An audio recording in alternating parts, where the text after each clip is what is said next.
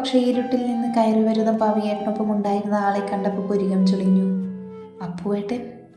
ഇരുവരും ഉമ്മറത്തേക്ക് കയറി. വിളക്ക് തൊട്ട് പവിയേട്ടൻ അധികാരിയെ പോലെ കസേരയിൽ നിവർന്നിരുന്നു. അപ്പുവേട്ടൻ ചാരുപടിയിലും. ഞാൻ കുടിക്കാൻ എന്തെങ്കിലും എടുക്കാം. ചിന്നു പെട്ടെന്ന് അകത്തേക്ക് നടന്നു. അവളുടെ കൂടെ പോവാൻ ഒരുങ്ങിയ തന്നെ പവിയേട്ടൻ പിന്നിൽ നിന്ന് വിളിച്ചു. നീ എവിടെ നിൽക്ക്, അല്പം സംസാരിക്കാനുണ്ട്. മുഖവരയോടെയുള്ള തുടക്കം കേട്ടപ്പോൾ പുരികം ചുളിച്ച് ഇരുവരെയും നോക്കി. എന്താണ് അവർക്ക് പറയാനുള്ളത് എന്ന് ചെവിയോർത്തു. എന്താ നിന്റെ തീരുമാനം? മാധവ് എന്തൊക്കെയോ വിളിച്ചു പറഞ്ഞു. ഗൗരവത്തിൽ തന്നെയാണ് പവിയേട്ടൻ. പ്രതീക്ഷിച്ച ചോദ്യമാണ്. അതുകൊണ്ട് തന്നെ ഭാവവ്യത്യാസമില്ലാതെ അവർക്കരികിൽ ചെന്ന് കസേരയിട്ടിരുന്നു. ചാറ്റൽ മഴ ചെറുതായി പൊടിക്കുന്നുണ്ട്. അപ്പുവേട്ടനെ നോക്കുമ്പോൾ ആളും എന്നെ തന്നെയാണ് നോക്കുന്നത്. ഇരയെ കെട്ടിയ കണക്ക് അമ്മയും ഉമ്പറത്തേക്ക് വന്നു. ഒന്നും മിണ്ടാതെ പുറത്തേക്ക് നോക്കി നിന്നു. പറഞ്ഞതല്ലേ ഞാനെല്ലാം, പിന്നെയും ഈ ചോദ്യത്തിൻ്റെ ആവശ്യമില്ലല്ലോ. ഞാൻ ചോദിച്ചത് കേട്ടില്ലേ പാറു നീ? പവിയേട്ടൻ ഒച്ചയെടുത്തു. ആളുടെ ശബ്ദം കേട്ടപ്പോൾ കുട്ടു പേടിയോടെ തന്നെ പിന്നിൽ പതുങ്ങി. പതുക്കെ പറഞ്ഞാൽ മതി പവിയേട്ട, എനിക്ക് കേൾക്കാം. കൈകൾ പിണച്ചു കെട്ടി പവിയേട്ടനെ നോക്കി. അപ്പുവേട്ടനെ നോക്കാനും മറന്നില്ല. തൻ്റെ നോട്ടം കാണിയ ആള് തലതാഴ്ത്തി. എന്നിട്ടെന്താ നിനക്ക് പറയാൻ മടി? പവിയേട്ടൻ എഴുന്നേറ്റ് അരികിലേക്ക് വന്നു. മാധവ് എന്താണ് പറഞ്ഞത് എന്നറിയില്ല ഏട്ടാ, പക്ഷേ ഒന്നറിയാം, ഞങ്ങൾ പിരിയാൻ തന്നെ തീരുമാനിച്ചു. ഡിവോഴ്സിനുള്ള ഫോർമാലിറ്റീസ് നോക്കാൻ പറഞ്ഞിട്ടുണ്ട് ഞാൻ മാധവിനോട്. അടിയുറപ്പിച്ച ആളെ തന്നെ നോക്കി. ആ മുഖം ദേഷ്യം കൊണ്ട് വലിഞ്ഞു മുറുകുന്നത് കണ്ടു. നീ നാണം കെടുത്താൻ തന്നെയുള്ള പുറപ്പാടാണോ പാറു? പവിയേട്ടൻ ദേഷ്യത്തോടെ തല വെട്ടിച്ചു. ഒന്നും മിണ്ടിയില്ല. അപ്പുവേട്ടനെ പാളി നോക്കിയപ്പോൾ നിസ്സഹായതയോടെ തന്നെ നോക്കുന്നു. ഞാൻ ബന്ധം പിരിയുന്നത് എങ്ങനെയാ ഏട്ടന് നാണക്കേടാവുന്നത്? ഒന്നുകൂടെ അടുത്തേക്ക് നിന്ന് ചോദിച്ചു. മുൻപേട്ടൻ എന്തെങ്കിലും പറഞ്ഞ പേടിയോടെ മാറി നിൽക്കുന്നൊരു പാർവതി ഉണ്ടായിരുന്നു. എന്നാൽ ഇന്ന് ആ പാർവതിയുടെ നിഴൽ പോലും കൂടെയില്ല എന്നറിയണം ഏട്ടൻ. നീ ഇങ്ങനെ ഇവിടെ വന്ന് നിന്ന എനിക്ക് ബുദ്ധിമുട്ടാണ് പാർവതി. എടുത്തടിച്ച പോലെയാണ് പവിയേട്ടൻ പറഞ്ഞത്. കേട്ടപ്പോൾ ഞെട്ടൽ തോന്നിയില്ല. വെള്ളവും കൊണ്ടുവന്ന വേദ പവിയേട്ടൻ്റെ വാക്കുകൾ കേൾക്കെ കയ്യിലെ ഗ്ലാസും കൊണ്ട് അങ്ങനെ തന്നെ സ്തംഭിച്ചു നിൽക്കുന്നുണ്ട്. അതിന് ഏട്ടന് ബുദ്ധിമുട്ടുണ്ടാക്കി ഇവിടെ നിൽക്കുന്നു എന്ന് ഞാൻ ഏട്ടനോട് പറഞ്ഞു. വേദയ്ക്ക് നേരെ നടന്ന് അവളുടെ കയ്യിൽ നിന്ന് ഗ്ലാസ്സിലെ ചൂട് ചായ എടുത്ത് നേരെ അപ്പുവേട്ടൻ്റെ അരികിലേക്ക് നടന്നു. ദാ അപ്പുവേട്ട, കുടിക്ക്, നല്ല ചൂട് കട്ടനാണ്. ഈ രാത്രി മഴയ്ക്ക് ബെസ്റ്റ് കോമ്പിനേഷനാണ്. കയ്യിലെ കട്ടൻ നീട്ടി അപ്പുവേട്ടനെ നോക്കുമ്പോൾ ആളുടെ മുഖം വിളറി നിൽക്കുന്നു. ആളെ നോക്കി കണ്ണുറുക്കി. പതർച്ചയോടെ കയ്യിലെ ചായ ഗ്ലാസ് അപ്പുവേട്ടൻ വാങ്ങി മുത്തി. ആ തണുപ്പിലും അപ്പുവേട്ടൻ വിയർക്കുന്നത് കണ്ടു. നീ പറഞ്ഞത് എനിക്ക് മനസ്സിലായില്ല പാറു. പവിയേട്ടൻ വിടാനുള്ള ഭാവമില്ല. ഞാൻ ആർക്കും ബുദ്ധിമുട്ടാവില്ല ഏട്ടാ. നാട്ടിലേക്ക് വന്നിട്ടുണ്ട് എങ്കിൽ അത് ഞാൻ തീരുമാനമെടുത്ത് തന്നെയാണ്. അതിനി മാറ്റമില്ല. എനിക്ക് മാധവിൻ്റെ കൂടെ അഡ്ജസ്റ്റ് ചെയ്യാൻ പറ്റില്ല. അത് മറ്റൊരാൾക്ക് ബോധ്യപ്പെടുത്തി കൊടുക്കണമെന്ന് എനിക്ക് തോന്നിയിട്ടില്ല. അത് എൻ്റെയും മാധവിൻ്റെയും വ്യക്തിപരമായ തീരുമാനമാണ്. അമ്മയും കൂടി നോക്കിയാണ് പറഞ്ഞത്. എൻ്റെ വായിൽ നിന്ന് എന്താണ് വീഴുന്നതെന്ന് നോക്കിയിരിക്കുകയാണ് ആള്. കേൾക്കട്ടെ എന്താണ് എനിക്ക് പറയാനുള്ളതെന്ന്. പിന്നെ ഉടനെ തന്നെ ഒരു ജോലിക്ക് ശ്രമിക്കുന്നുണ്ട്. അതുവരെയുള്ള ചിലവിൻ്റെ ക്യാഷ് ഞാൻ തന്നോളാം. ജോലി കിട്ടിക്കഴിഞ്ഞ ഉടനെ ഒരു വാടക വീടെടുത്ത് മാറും. ഇനി ഇതിൻ്റെ പേരിലൊരു സംസാരം ഇവിടെ വേണ്ട. കൂടെ താക്കിയതുമായി എല്ലാവരെയും നോക്കി. എന്നാലും നീ തീരുമാനത്തിൽ നിന്ന് പിന്മാറില്ല അല്ലേ? പവിയേട്ടൻ കുടിച്ചു തീർന്ന ഗ്ലാസ് നിലത്തേക്ക് അമർത്തി വെച്ചു. തന്നോടുള്ള ദേഷ്യമെന്ന പോലെ. എൻ്റെ തീരുമാനത്തിന് മാറ്റമൊന്നുമില്ല ഏട്ടാ. ശാന്തമായ മറുപടി. കണ്ണുകൾ പുറത്ത് നിമർത്ത് പെയ്യുന്ന മഴയിലേക്ക് നീണ്ടു. പതിയെ മുന്നോട്ട് നടന്നു. പടിക്കെട്ടുകൾ ഇറങ്ങി കൈകൾ നിവർത്തി മഴത്തുള്ളികളെ എത്തിപ്പിടിച്ചു. പാറു, ഒരു വട്ടം കൂടി ഒന്ന് ആലോചിച്ചൂടെ നിനക്ക്? അപ്പുവേട്ടനാണ്. പവിയേട്ടനേക്കാളും നിങ്ങൾക്ക് എന്നെ അറിയുന്നതല്ലേ അപ്പുവേട്ട. സ്നേഹിച്ചാൽ മരിച്ചാലും മറക്കാത്തൊരുവളാണ് പാർവതി എന്നറിയില്ല നിങ്ങൾക്ക്. ആ ഞാൻ ഇത്രത്തോളം ഉറപ്പിച്ചു പറയുന്നു എന്നുണ്ടെങ്കിൽ അതിനൊറ്റ കാരണമേ ഉള്ളൂ. എനിക്ക് മടുത്തു ആ ജീവിതം. ഇനിയെങ്കിലും എനിക്ക് ഞാനായി ജീവിക്കണം. കൈവെള്ളയിലേക്ക് ഇറ്റിറ്റു വീഴുന്ന മഴത്തുള്ളികളെ പ്രണയത്തോടെ നോക്കി അവ പതിയെ മുഖത്തേക്ക് ചേർത്ത് വെച്ചു. ഞാൻ ആരോടും സഹായത്തിന് വരില്ല. പിന്നെ ക്യാഷിൻ്റെ കണക്ക് നിരത്താനാണെങ്കിൽ എനിക്കുമുണ്ടാവും നിരത്താൻ. അതുകൊണ്ട് ഇനിയും ബുദ്ധിമുട്ടിൻ്റെ പേര് പറഞ്ഞ് ആരും എൻ്റെ മുൻപിൽ വരേണ്ടതില്ല. മാത്രവുമല്ല ഈ തറവാട് അച്ഛനേട്ടൻ്റെ പേരിൽ എഴുതി തന്നിട്ടൊന്നുമില്ല. പവിയെ ഒന്നിരുത്തി നോക്കി മുറിയിലേക്ക് നടന്നു. കഥകടിച്ച് ബെഡിൽ വന്നിരുന്നു. ശ്വാസം വലിച്ചു വിട്ടു. ശബ്ദമുയർത്തി അങ്ങനെ സംസാരിക്കാത്തതാണ്. കൊഞ്ചി മാത്രം ശീലമുള്ള, എല്ലാം ഒതുക്കി മാത്രം ശീലിച്ച പാർവതിയുടെ മറ്റൊരു മുഖം. അത് കണ്ട പകപ്പിൽ നിൽക്കുകയായിരുന്നു പവിയും അപ്പുവും. ഹാളിൽ എന്തൊക്കെയോ ഉറക്കെയുള്ള ശബ്ദം കേൾക്കാം. അമ്മയും പവിയേട്ടനും അപ്പുവേട്ടനും തമ്മിലുള്ള സംസാരം. ഇടയ്ക്ക് പാർവതി എന്ന പേര് പറയുന്നുണ്ട്. അതുകൊണ്ട് തന്നെ ആരെപ്പറ്റിയാണ് സംസാരം എന്ന് വ്യക്തമാണ്. ടേപ്പെടുത്ത് കട്ടിലിൽ വെച്ചു. എന്നിട്ട് ചിത്രചേച്ചിയുടെ ഒരു കാസറ്റ് എടുത്തിട്ടു. നല്ല മഴ പെയ്യുന്നു. ഇടിച്ചുകുത്തി പെയ്യുന്ന മഴ. മഴയുടെ ശബ്ദം കൊണ്ട് മറ്റൊന്നും കേൾക്കാത്തത്ര മഴ. ഈ നിമിഷം വല്ലാത്ത സന്തോഷം തോന്നുന്നു. ഒന്നുമില്ലാതെ, ഈ ബന്ധനങ്ങളുമില്ലാതെ, ഇങ്ങനെ എപ്പോഴോ മയങ്ങിപ്പോയി. ഇടയ്ക്ക് വേദ വന്ന് ഭക്ഷണം കഴിക്കാനായി വിളിച്ചിരുന്നു. വിശപ്പില്ല എന്ന് പറഞ്ഞ് കഴിക്കാൻ കൂട്ടാക്കിയില്ല. രാവിലെ എഴുന്നേൽക്കാൻ നേരം വൈകി. കണ്ണുകൾ വലിച്ചു തുറന്ന് ചുറ്റും നോക്കിയപ്പോൾ അടുത്ത് തന്നെ ടേപ്പ് ഇരിപ്പുണ്ട്. പെട്ടെന്ന് തന്നെ എഴുന്നേറ്റ് ടേപ്പ് മേശമേൽ വെച്ച് വാതിൽ തുറന്ന് പുറത്തേക്ക് ഇറങ്ങി. പവിയേട്ടൻ പോയിട്ടുണ്ടെന്ന് തോന്നുന്നു. ആരെയും കാണാനില്ല. മുടിവാരി ഉച്ചയ്ക്ക് കെട്ടി ക്രാബിട്ടു. ഉമ്മറത്തേക്ക് നടന്നു. തലേ ദിവസത്തെ മഴയുടെ ബാക്കി അവിടെ ഇവിടെയായി ഉണ്ട്. പതിയെ മുറ്റത്തേക്ക് ഇറങ്ങി കൈകൾ രണ്ടും വിരിച്ച് ഒന്ന് നിശ്വസിച്ചു. എന്നിട്ട് മഴവെള്ളം കെട്ടി നിൽക്കുന്നിടത്തൂടെ തൊടിയിലേക്ക് നടന്നു. കുളപ്പടവിലേക്ക് നടക്കുകയായിരുന്നു. എന്തോ അങ്ങോട്ടേക്ക് നടക്കാൻ തോന്നി. വേദ എവിടെ പോയി എന്നറിയില്ല. അവളെയൊട്ട് കാണാനുമില്ല. അമ്മയുണ്ട് അടുക്കളയിൽ. അതുകൊണ്ട് തന്നെ അങ്ങോട്ട് പോവാനും തോന്നിയിരുന്നില്ല. പാറു, അങ്ങേ തൊടിയിൽ നിന്ന് ആരോ വിളിക്കുന്നത് കേട്ടപ്പോൾ കുളപ്പടവിലേക്ക് പോവാൻ നിന്നവൾ തിരിഞ്ഞു നോക്കി. മതിലിന് പുറന്ന് ആളെ കണ്ടപ്പോൾ അവളുടെ കണ്ണുകൾ വിളർന്നു. അവൾ പുഞ്ചിരിയോടെ ആൾക്കരികിലേക്ക് നടന്നെടുത്തു. നീ എന്താ ഇവിടെ അമൃത? അത്യാവശ്യം വണ്ണമൊക്കെ വെച്ച് നല്ല ഭംഗിയുള്ളൊരു പെൺകുട്ടി. അവളുടെ കയ്യിൽ ഒരു കുഞ്ഞുമണിയുമുണ്ട്. ആഹാ, നല്ല കഥ. എത്ര കാലമായി നീ കണ്ടിട്ട്? നിനക്കൊരു മാറ്റവും ഇല്ല. അതേപോലെ തന്നെയുണ്ട്. അമൃത പാറുവിൻ്റെ കയ്യിലടിച്ചു. പാറുവിൻ്റെയും വേദയുടെയും കൂടെ പഠിച്ചിരുന്നവളാണ് അമൃത. ത്രിമൂർത്തികൾ എന്ന് തന്നെയായിരുന്നു അവരെ 3 പേരെയും അറിയപ്പെട്ടിരുന്നത്. ഒരേ മനസ്സും 3 ശരീരവുമായിരുന്നവർ. എങ്കിലും അമൃതയേക്കാൾ ഇഷ്ടം പാറുവിന് വേദയെ തന്നെയായിരുന്നു. അതിന് കാരണം വേദ തൻ്റെ കളിക്കൂട്ടുകാരിയാണ് എന്നത് തന്നെയാണ്. എന്നാൽ അമൃതയെ സ്കൂളിൽ വെച്ച് കിട്ടിയതാണ്. നീ ഇവിടെ ഉണ്ടെന്നറിഞ്ഞില്ല ഞാൻ. അന്ന് കല്യാണം കഴിഞ്ഞ് പോയതല്ലേ നീ? പിന്നെ ഇപ്പോഴാണ് കാണുന്നത്. അമൃത വാചാലയായി. പാറു അവളെയും കൊണ്ട് വീട്ടിലേക്ക് ചെന്നു. ഞാൻ വന്നിട്ട് ഒരാഴ്ച ആയുള്ളൂ അമ്മു. പാറു അമൃതയെ നോക്കി ഭംഗിയായി പുഞ്ചിരിച്ചു. അപ്പോഴേക്കും ഏതോ ഉമ്മറത്ത് പരിചയമില്ലാത്ത ശബ്ദം കേട്ടു വന്നു. അമൃതയെ കണ്ടതും അവളുടെ കണ്ണുകൾ തിളങ്ങി. എടി, നീയോ? വേദയ്ക്ക് വിശ്വസിക്കാൻ കഴിയുന്നില്ല. അവൾ ഓടി വന്ന് അമൃതയെ കെട്ടിപ്പിടിച്ചു. ഇവിടെ നാട്ടിൽ തന്നെ ഉണ്ടായിട്ട് നിനക്ക് അവിടേക്ക് വരാൻ പറ്റില്ലല്ലോ. അമൃത വേദയെ കണ്ടപാടെ മുഖം വീർപ്പിച്ചു. ഓരോ തിരക്കല്ലേ പെണ്ണെ, അതാണ്. ഇരിക്ക്, ഞാൻ എന്തെങ്കിലും കുടിക്കാനെടുക്കാം. വേദ അവളെ ഇവിടെ ഇരുത്തി ധൃതി പിടിച്ച് അകത്തേക്ക് നടന്നു. ആരാടി അവിടെ വന്നിരിക്കുന്നേ? അടുക്കളയിലെത്തിയത് വന്നു അമ്മയുടെ ചോദ്യം. അമൃതയാണമ്മേ, ജയേട്ടൻ്റെ മോള്. വേദയുടെ സന്തോഷം കൂട്ടിലൊളിപ്പിച്ച കിളിയെ പോലെയായി. ഓ, ഇനി അതിൻ്റെ ഒരു കുറവേ ഉണ്ടായിരുന്നുള്ളൂ. ആ മുഖം ചുളിയുന്നത് കണ്ടപ്പോൾ തിരിഞ്ഞ് സ്ലാബിൽ വെച്ചിരുന്ന സ്റ്റീൽ കപ്പെടുത്ത് ധൃതിയിൽ തണുത്ത വെള്ളം അതിലേക്കൊഴിച്ച് രസ്നപ്പൊടിയിട്ട് കലക്കി. കുറച്ച് മധുരവും ഏലക്കാപ്പൊടിയും ഇട്ട് നല്ലതുപോലെ ഇളക്കി. ഷോക്കേഴ്സിൽ വെച്ചിരുന്ന ഗ്ലാസ് ഡിസൈനുള്ള നല്ലത് ഒരെണ്ണം തിരഞ്ഞെടുത്തു. വൈകൃതയോടെ അതിലേക്ക് വെള്ളമൊഴിച്ചു.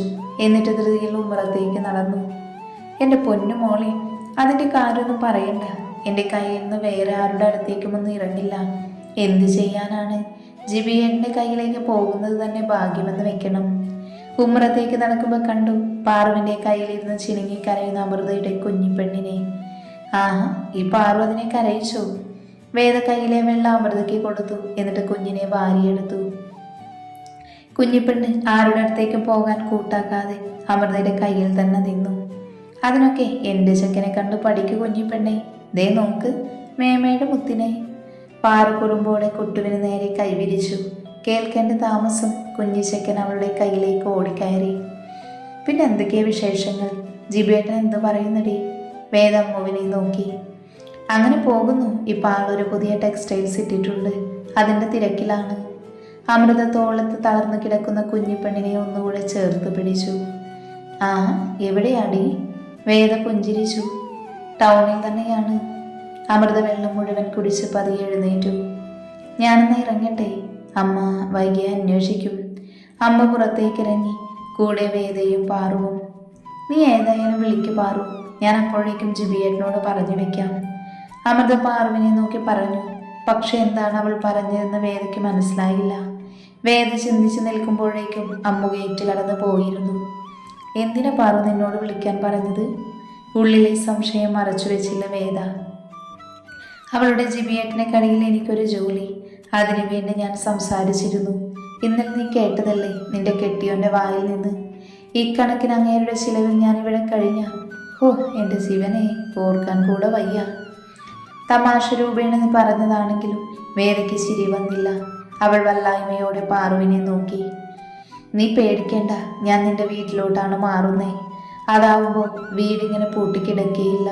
പോരാത്തതിന് എനിക്ക് സമാധാനവുമാവും. ഇവിടെ എന്തോ വല്ലാത്ത വീർപ്പുമുട്ടൽ പോലെ ചിന്നു, അതാ. പാറു അതും പറഞ്ഞ് കണ്ണുകൾ ചിമ്മി കാണിച്ചു. എന്നിട്ട് കുട്ടിക്കുറുമ്പിനെയും കൊണ്ട് ഉള്ളിലേക്ക് നടന്നു. വൈകിട്ട് ചിന്നുവിനെയും കൂട്ടി വീണ്ടും അവളുടെ വീട്ടിലേക്ക് പോയി. വീടാകെ വൃത്തികേടായി കിടക്കുകയാണ്. എല്ലാം ഒതുക്കി വെക്കണം. മുറ്റൊന്ന് അടിച്ചു വാരിടുകയും വേണം. കുഞ്ഞിനമ്മയുടെ അടുത്താക്കി വേദയും പാറുവും കയ്യിൽ കുറ്റിച്ചൂലും അടിച്ചു വാരിയും പിടിച്ച്. അല്ലാതെ അവിടെ ഒന്നും ഉണ്ടായിരുന്നില്ല. താക്കോൽ കുറെ പവിയനും ചോദിച്ചതാണ്, ഞാൻ കൊടുത്തില്ല. എനിക്കറിയാം കൊടുത്ത വല്ല വാടകക്കാർക്കും വീട് കൊടുക്കുമെന്ന്. പിന്നെ അവരാക്കി വൃത്തികേട് കാക്കും. തോട് കടന്ന് വളവെത്തിയപ്പോൾ കയ്യിലെ താക്കോൽ കൂട്ടം പാറുവിന് കൊടുത്തുകൊണ്ട് പറഞ്ഞു വേദ. അതേതായാലും നന്നായി. പവിയേട്ടന് ചിലപ്പോൾ വീട് ആക്രിക്കാർക്ക് വരെ വിൽക്കാം. നീയല്ലേ ആള്, ഒപ്പിട്ട് കൊടുക്കാൻ പറഞ്ഞ വേഗം ഒപ്പിട്ട് കൊടുക്കും. അത്രയ്ക്ക് പേടിയല്ലേ കെട്ടിയോനെ? പാറു കളിയാക്കി. ചുന്നുവിൻ്റെ മുഖത്ത് നിരാശയായിരുന്നു. പേടിയായിട്ടല്ലടി, നാളെ വീട്ടിൽ നിന്ന് ഇറക്കി വിട്ട എങ്ങോട്ട് പോകും ഞാൻ? വേദയൊന്ന് നിശ്വസിച്ചു. ഇപ്പൊ ഞാൻ ഇറങ്ങി വരുന്നില്ലേ, അതുപോലെ വരണം. ഇവിടെ ഈ വീടുള്ളപ്പോൾ നിനക്കെന്താണ് പേടിക്കാനുള്ളത് ചിന്നു? പാറുവിൻ്റെ പുരികം ചൊളിഞ്ഞു. അത് പറഞ്ഞാൽ മനസ്സിലാവില്ല പാറു നിനക്ക്. നീ ഒറ്റ തടിയാണ്. പക്ഷെ ഞാനോ ഒരു ദിവസം ഒന്നും ഉണ്ടാക്കിയിട്ടില്ലേ പട്ടിണിയാവുക. എൻ്റെ വയറ് മാത്രമല്ലല്ലോ, എൻ്റെ മക്കളെ ഞാൻ എങ്ങനെ വളർത്തും? ചിന്നുവിൻ്റെ ചോദ്യത്തിന് മറുപടിയില്ലായിരുന്നു. ശരിയാണ്, അവളുടെ ഭാഗത്ത് നിന്ന് ചിന്തിച്ചാൽ അവളുടേതായ ശരികളുണ്ട്. അതിനെ എതിർത്ത് പറയാൻ കഴിയാത്ത വിധമുള്ള ശരികൾ. എല്ലാവരുടെയും ജീവിതത്തിൽ ഉണ്ടാവുമല്ലോ അത്തരം ശരികൾ. ഒന്ന് നിശ്വസിച്ചു. വീടെത്തി. ആകെ ചമ്മല നിറഞ്ഞ മുറ്റം കാണുമ്പോൾ തന്നെ ശ്വാസം മുട്ടുന്നു. ഒരറ്റത്ത് നടിച്ചു വാരി ചിന്നു. അപ്പോഴേക്കും പാറ പോയി വാതിൽ തുറന്നു. ചിതലൊന്ന് പകുതി പോയിട്ടുണ്ട് വാതിൽ. മാത്രമല്ല താക്കോൽ പൂട്ടുമാറ്റണം. ഇവിടെ എവിടെയാടി വാതിൽ പൂട്ട് കിട്ടുക? സംശയത്തോടെ തിരിഞ്ഞ് മുറ്റമടിക്കുന്നവളെ നോക്കി. ആ ബെസ്റ്റ്, ദാ അപ്പുറം തന്നെ കിട്ടുമല്ലോ. തൊട്ടപ്പുറത്തെ ഓടിട്ട വീട് കാണിച്ചപ്പോൾ കണ്ണുകൾ കുറുകി. കല്യാണം കഴിഞ്ഞ് പോകും വരെ ഇങ്ങനൊരു വീട് ഇവിടെ ഉണ്ടായിരുന്നില്ല. ഇവിടെ ആരാ താമസം? സംശയത്തോടെ മുറ്റത്തേക്ക് ഇറങ്ങി. അവര് വരുത്തന്മാരാണ്. ഇവിടെ വന്നിട്ടിപ്പോൾ 2 കൊല്ലം ആവുന്നു. അന്ന് വണ്ണാത്തിപ്പോയിൽ പോയപ്പോൾ നീ ശ്രദ്ധിച്ചില്ലേ ഈ വീട്? അവളുടെ ചോദ്യത്തിന് ഇല്ല എന്ന് തലയാട്ടി. അവിടെ ഒരു ചേട്ടൻ മാത്രമേ താമസമുള്ളൂ. കൊല്ലന്മാരാണവർ. നീ പോയി അയാളോട് പറഞ്ഞാൽ മതി. വീട്ടിലെ പൂട്ട് പവിയേട്ടൻ അയാളെ കൊണ്ട് ചെയ്യിപ്പിച്ചതാണ്. ചിന്നു പറഞ്ഞപ്പോൾ അത്രയും കണ്ണുകൾ അപ്പുറം വീട്ടിലെ ഉമ്മറത്തെ റാന്തൽ വിളക്കിൽ തന്നെയായിരുന്നു. അവളുടെ കണ്ണുകൾ ആ വീടിനൊപ്പമുള്ള നീല ഷീറ്റ് വിരിച്ച ഷെഡിലേക്ക് നീണ്ടു. അതിനുള്ളിൽ നിന്ന് എന്തൊക്കെയോ ശബ്ദം കേൾക്കാം. ഒന്നുകൂടെ ചെവി കൂർപ്പിച്ചപ്പോൾ ആ ശബ്ദം ഉയർന്ന് കേൾക്കുന്നുണ്ട്. അത് കൊല്ലന്റെ ആലയാണെന്ന് മനസ്സിലായി. അവൾ പുഞ്ചിരിയോടെ അതിലേറെ കൗതുകത്തോടെ അവിടേക്ക് നോക്കി നിന്നു. അതെ, ഇവിടെ ആരുമില്ലേ? ആലയ്ക്ക് മുൻപിലെത്തി തലപതിയെ ഉള്ളിലേക്ക് ഇട്ട് നോക്കി. കണ്ണാകെയാകെ പുകയുന്നു. ആകെ മൊത്തൊരു പുകമയം മാത്രം കാണാം. എന്തൊക്കെയോ പണിയായുധങ്ങൾ കാണാം ഉള്ളിൽ. അതിലേക്ക് കൗതുകത്തോടെ നോക്കി. എന്താ? പൗരുഷമാർന്ന ശബ്ദം കേൾക്കാൻ ഞെട്ടലോടെ തിരിഞ്ഞു നോക്കി. കരുത്തുറ്റ ഒരുവൻ. വേഷം ഒരു ബനിയൻ മാത്രമാണെങ്കിലും അയാളെ കണ്ടാൽ പറയില്ല കൊല്ലനാണെന്ന്. മനസ്സിൽ ഓരോ ജോലിക്കും ഓരോ വേഷപകർച്ച നേരത്തെ കണ്ടുവച്ചിരിക്കുന്ന പലരെയും പോലെ തന്നെയായല്ലോ താനും എന്നൊരു നിമിഷം അവജ്ഞതയോടെ ഓർത്തു. എന്താ? വീണ്ടും അയാൾ ചോദിച്ചു. എനിക്കൊരു പൂട്ട് വേണമായിരുന്നു, താക്കോൽ പൂട്ട്. ഞാൻ അപ്പുറത്തെ വീട്ടിലുള്ളതാ, തപ്പിപ്പിടിച്ചു പറഞ്ഞു. തൻ്റെ വട്ടക്കണ്ണടയിലേക്ക് സൂക്ഷിച്ചു നോക്കുന്നുണ്ട്. അത് കണ്ടപ്പോൾ പതർച്ചയുടെ കൈകൾ കണ്ണാടിയിലേക്ക് നീണ്ടു. അപ്പുറത്ത് ആളും അനക്കവും ഇതുവരെ കേട്ടിട്ടില്ലല്ലോ എന്നാവും ചിന്തിക്കുന്നത്. അവിടെ പുതുതായി താമസിക്കാൻ വന്നതാ. പറഞ്ഞു തിരുത്തി. അല്ലെങ്കിൽ ഞാൻ വല്ല കള്ളിയാണെന്ന് വിചാരിച്ചാലോ? ഞാൻ ഉണ്ടാക്കി തരാം. അയാൾ തിരിഞ്ഞു വേറെന്തോ പണി തുടർന്നു. ഹോ, എന്തൊരു ചാടിയായി മനുഷ്യനെ. ചുണ്ടുകൂട്ടി തിരിഞ്ഞു നടന്നു. എന്തായി? വേലികടന്നിപ്പുറമെത്തിയപ്പോൾ വേദ പുഞ്ചിരിയോട് ചോദിച്ചു. എന്തൊരു മനുഷ്യനാ! അയാളുടെ മട്ടും ഭാവവും കണ്ട ഞാൻ അയാളുടെ വീട് വെറുതെ മേടിക്കാൻ ചെന്നതുപോലെയാണല്ലോ. പാറു കൊഞ്ഞനം കുത്തി. ഞാനത് പ്രതീക്ഷിച്ചു. അയാൾ അങ്ങനെയാണടി, ഒരു ഇൻട്രോവേർട്ടാണ്. അങ്ങനെ ആരോടും അധികം മിണ്ടില്ല. അപ്പോഴും ആ ആലയ്ക്കുള്ളിൽ തന്നെ ഉണ്ടാകും. വേദ പുഞ്ചിരിയോടെ മുറ്റം അടിച്ചു വാരാൻ തുടങ്ങി. ഒരയൽവാസി ഉള്ളത് കാണാൻ കൊള്ളാം എന്ന് പറഞ്ഞിട്ടെന്താ? 10 പൈസ കൊള്ളില്ല ചിന്നുവേ. അങ്ങേരെയൊന്ന് വായ നോക്കാൻ പോലും കിട്ടില്ല എന്ന് തോന്നുന്നേ. പാറു വക്രിച്ചു. അത് കേട്ടപ്പോൾ വേദ പൊട്ടി വന്ന ചിരി അടക്കി. നീ നന്നാവില്ല, വേദ അത് പറഞ്ഞ് പുച്ഛിച്ചു. മുറ്റം വൃത്തിയാക്കി ഉള്ളിലെ പണികളും കുറച്ചാക്കി വെച്ചിട്ടാണ് ഇരുവരും തിരിച്ചു പോയത്. തിരിച്ചു നടക്കുമ്പോൾ നേരെ നല്ലതുപോലെ വൈകിയിരുന്നു. ചക്രവാളം നീണ്ടുകിടക്കുന്ന വയൽ കടന്നു വേണം വീടെത്താൻ. ഒന്ന് വേഗം നടക്ക് പാറു, നേരം വൈകുന്നു. വേദ ധൃതി കൂട്ടുന്നു. വൈകിച്ചെന്ന അമ്മയുടെ കയ്യിൽ നിന്ന് വഴക്ക് വല്ലതും കേൾക്കുമെന്ന് കരുതിയുള്ള പിടപ്പാണ് പാവത്തിന്. നിന്നെന്തെങ്കിലും പറഞ്ഞ ഞാൻ ഇടപെട്ടോളാം, പോരെ? പുരികം പൊക്കി ചോദിച്ചപ്പോൾ അവൾ നടന്നത് തന്നെ എന്ന അർത്ഥത്തിൽ തലയാട്ടുന്നുണ്ട്. അത് ചോദിക്കാൻ വിട്ടു. മാധവേട്ടൻ പിന്നെ വിളിച്ചില്ലേ പാറു? വേദ അരച്ചരച്ചാണ് ചോദിച്ചത്. അവൾക്ക് പേടിയാണ് പാറുവിൻ്റെ വായിൽ നിന്ന് വല്ലതും കേൾക്കുമോ എന്ന്. ഇല്ല, മാധവിനെ വിളിക്കുമെന്ന് തോന്നുന്നില്ല. അവൻ ഏറെക്കുറെ മനസ്സിലായിരിക്കുന്നു എൻ്റെ പ്രശ്നം എന്താണെന്നും ഇനി എൻ്റെ ജീവിതത്തിൽ അവന് സ്ഥാനമില്ല എന്നും. പാറു നിസ്സാരമായാണ് പറഞ്ഞവസാനിപ്പിച്ചത്. ഒന്നുകൂടി ശ്രമിച്ചൂടെ പാറു നിനക്ക്? ഒരുപക്ഷെ ചെറിയൊരു വാശിക്ക് അവസാനിപ്പിക്കുന്നത് നല്ലൊരു ജീവിതമാണെങ്കിലും തെറ്റുകൾ പറ്റാത്ത മനുഷ്യനുണ്ടോ? അവളുടെ വർത്തമാനം കേട്ടപ്പോൾ ശരിയാണ് വന്നത്. 4 കൊല്ലം നോക്കി ചിന്നു ഞാൻ ആ മനുഷ്യൻ നന്നാവുമോ എന്ന്. പക്ഷെ നടന്നില്ല. അതുകൊണ്ട് ഞാൻ നന്നാവുന്നതാ നല്ലതെന്ന് തോന്നി. മാധവ് പാവമാണ്, പഞ്ചപാവം, ഒരു ശുദ്ധൻ. പക്ഷേ ശുദ്ധൻ ദുഷ്ടന്റെ ഫലം ചെയ്യുമെന്ന് പറയുന്നത് എത്ര ശരിയാണ്. സ്വന്തമായി ഒരു സ്റ്റാൻഡ് ഇല്ലാത്ത ആളാണ് മാധവ്. നാളെ ഞാൻ ചെന്നാലും മാധവ് മാറില്ല. അവൻ അങ്ങനെയാണ്. അവൻ നിർത്തി. എന്നിട്ട് വേദയെ നോക്കി. എന്നെ ഇനി അക്കാര്യം പറഞ്ഞ് ഓർമ്മിപ്പിക്കേണ്ട ചിന്നു. മറക്കാൻ ശ്രമിക്കുന്ന കാര്യങ്ങൾ എന്തിനാണ് ഇങ്ങനെ പറഞ്ഞു ഓർമ്മിപ്പിക്കുന്നത്? മറവിലേക്ക് തള്ളിയിടട്ടെ ഞാൻ അവയെ. പാറു അസ്വസ്ഥതയോട് പറഞ്ഞു. കേട്ടപ്പോൾ വേദ ഒന്നും മിണ്ടാതെ അവളെ ചേർത്ത് പിടിച്ചു. നിങ്ങൾക്കിടയിൽ എന്താണ് നടന്നതെന്ന് അറിയില്ല. ബാഹ്യമായി കാണുമ്പോൾ പ്രശ്നങ്ങളൊന്നുമില്ലാത്ത 2 പേർ, അങ്ങനെ തോന്നിയിട്ടുള്ളൂ. പക്ഷെ നീ വേണ്ട എന്ന് വെക്കണമെങ്കിൽ അതിന് കാരണമുണ്ടാവും. വേദ ഉൾക്കൊണ്ടത് കണ്ടപ്പോൾ ആശ്വാസം തോന്നി. ഇവിടെ ആരെയും ബോധിപ്പിക്കണമെന്നില്ല. എന്നാലും പവിയേട്ടനടക്കം എല്ലാവരും കുറ്റപ്പെടുത്തുന്നത് കാണുമ്പോൾ സങ്കടം തോന്നുന്നു. ചിന്തകൾ കാട് കയറിയത് കൊണ്ടാണെന്ന് തോന്നുന്നു. പെട്ടെന്ന് തന്നെ വീടെത്തി. നടന്നകന്ന വഴികൾ അറിഞ്ഞതേയില്ല.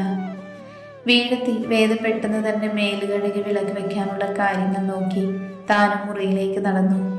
മുറിയിലെത്തിയപ്പോഴാണ് അമൃത രാവിലെ തന്ന നമ്പറിൻ്റെ കാര്യം ഓർമ്മ വന്നത്. നേരെ അതെടുത്ത് വിളിച്ചു നോക്കി. അമൃതയാണ് ആദ്യം ഫോൺ എടുത്തത്.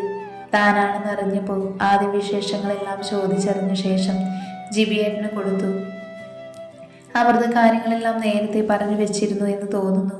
താൻ ചോദിക്കും മുൻപേ പാറുവല്ലേ എന്ന് ചോദിച്ചു. അധികം സംസാരിക്കേണ്ടി വന്നില്ല. ആൾ നാളെ തന്നെ വന്ന് കാണാൻ പറഞ്ഞു. ടൗണിൽ തന്നെയാണ് ടെക്സ്റ്റൈൽസ്. തിരക്കേടില്ലാത്ത സാലറിയും കിട്ടുമെന്നാണ് ധാരണ. കേട്ടപ്പോൾ ആശ്വാസം തോന്നി. പുഞ്ചിരിയോടെ ഫോൺ വിളിച്ചു വെച്ചപ്പോൾ നേരെ വാതിൽക്കൽ അമ്മ നിൽക്കുന്നു. നിനക്കൊരു കത്തുണ്ട്. പതിവില്ലാതെ അമ്മ മുറിയിലേക്ക് വന്നത് കണ്ടപ്പോൾ പുരികം ചുളിച്ച് അവരെ നോക്കി. അവരുടെ കയ്യിലെ കത്ത് കണ്ടപ്പോൾ പ്രതീക്ഷിച്ച ആളാവണമെന്ന് ആഗ്രഹിച്ചു. അമ്മയുടെ കയ്യിൽ നിന്ന് കത്ത് വാങ്ങിച്ച് പൊട്ടിച്ചു. നിന്നെ വരയ്ക്കാൻ ദുഃഖമല്ലാതെ ഒരു തൂലികയില്ല, രക്തമല്ലാതെ ഒരു ചായമില്ല. എനിക്കൊരു മുറിഞ്ഞ ഹൃദയമുണ്ട്, അതാണ് എൻ്റെ ആനന്ദം. മാധവിക്കുട്ടിയുടെ വരികൾ. പുഞ്ചിരിയോടെ കത്ത് തിരിച്ചു നോക്കി. ഇപ്രാവശ്യം അഡ്രസ്സ് കൊടുത്തിരിക്കുന്നു. അവളുടെ കണ്ണുകൾ വിടർന്നു. കത്തിന് മറുപടി എഴുതണം. പെട്ടെന്ന് തന്നെ പേനയും പേപ്പറും എടുത്ത് ആഹാ, മറ്റുള്ളവർ എഴുതി വെച്ച വരികൾ അടിച്ചു മാറ്റി അതേപടി എഴുതുവാണോ മാഷേ? കുസൃതിയോടെയുള്ള ചോദ്യം. അത്രമാത്രം എഴുതി മേശവലപ്പിൽ എടുത്തു വെച്ചു. നാളെ പോകുമ്പോൾ പോസ്റ്റ് ചെയ്യണം, പുഞ്ചിരിയോടെ ഓർത്തു. അപ്പോഴേക്ക് ഉമ്മറത്ത് വണ്ടി വന്ന് നിർത്തുകയും അതിൽ നിന്ന് പവിയേട്ടനും ആളുടെ മൂത്ത സന്തതിയും ഇറങ്ങി വരുന്നുണ്ട്. ആശാൻ രാവിലെ അംഗൻവാടിയിൽ പോയി പിന്നെ വരുന്നത് ഇപ്പോഴാണ്. ഇവിടെ വന്നേ പിന്നെ കാണാൻ കിട്ടാറില്ല. കുട്ടു അങ്ങനെയല്ല, തന്നെ ചുറ്റിപ്പറ്റി തന്നെ എപ്പോഴും ഉണ്ടാവും, അവൾ വിശ്വസിച്ചു. എഴുന്നേറ്റ് അടുക്കളയിലേക്ക് നടന്നു. അമ്മയും പവിയേട്ടനും എന്തൊക്കെയോ സംസാരിക്കുകയാണ്. തന്നെ പറ്റിയാണെന്ന് കേൾക്കാതെ തന്നെ വ്യക്തമാണ്. വേദ പവിയേട്ടനുള്ള ചൂടുവെള്ളം ഉണ്ടാക്കുന്നുണ്ട്. ഭക്ഷണമെല്ലാം റെഡിയായിട്ടുണ്ട്. ആള് കുളിച്ചു വന്ന ഉടൻ വിളമ്പണം. പണികളൊന്നും തന്നെ ചെയ്യാനില്ലാത്തത് കൊണ്ട് തൂണും ചാരി നിന്നു. പവിയേട്ടൻ എന്നെ ഒന്ന് ശ്രദ്ധിക്കുക പോലും ചെയ്യാതെ അങ്ങോട്ടും ഇങ്ങോട്ടും നടപ്പുണ്ട്. ഡിവോഴ്സിന്റെ മൗന സമരം. കുറച്ചു നേരം അവിടെ തങ്ങി നിന്നു. ആരും ശ്രദ്ധിക്കുന്നല്ല എന്ന് കണ്ടപ്പോൾ മുറിയിലേക്ക് ഉൾവലിഞ്ഞു. ഇന്നും വേദ വന്ന് വിളിച്ചു കഴിക്കാന്.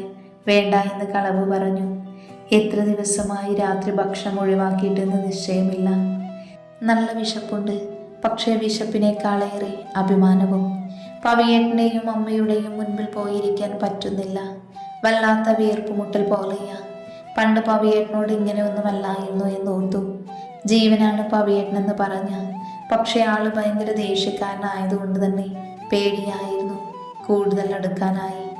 ചെറുപ്പം മുതലേ അപ്പുവേട്ടനോടാണ് അടുപ്പം. എന്ത് കാര്യവും ആദ്യം പറയുക അപ്പുവേട്ടനോടായിരുന്നു. ഓർമ്മകൾ വീണ്ടും ചൂഴ്ന്നു നോക്കുന്നത് പോലെ, പഴയ ഓർമ്മയുടെ സ്മരണ എന്ന പോലെ ചുണ്ടിൽ ചെറുപുഞ്ചിരി വന്നു മൂടി.